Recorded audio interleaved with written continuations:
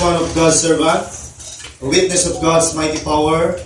I believe that you have been called by God and chosen by the people of this church, people of God, as leaders in this church and to the ministry of God in the future.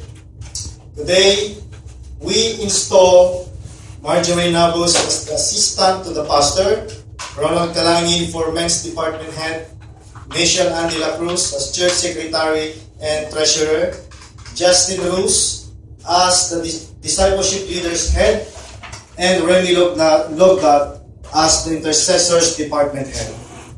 And will you so live that you enable this church to be a people of love and peace? I will.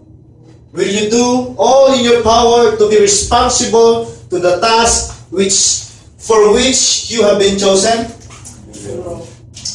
Amen.